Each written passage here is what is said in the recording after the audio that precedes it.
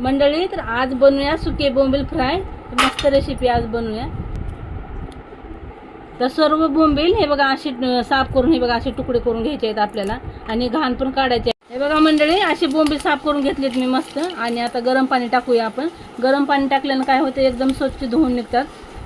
हे बघा घाण वास पण येणार नाही, काय नाही. आधी 2 ते 3 मिनिट गरम पाण्यामध्ये ठेवायचे आपल्याला आणि 2-3 पाण्याने धुवून काढायचे स्वच्छ. मंडळी, बोंबील स्वच्छ धुवून घेतलेत. आता मसाले लावूया. हे बघा लाल तिखट, हळद,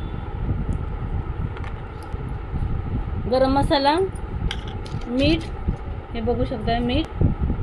आणि हे बघा लिंबू लावून घेऊया.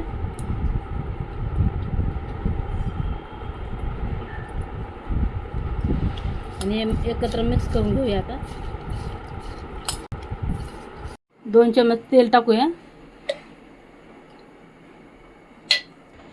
हा बघा लसूण आणि बोंबील. हे बघा मसाला लावलेला बोंबील तेलात टाकून द्यायचा.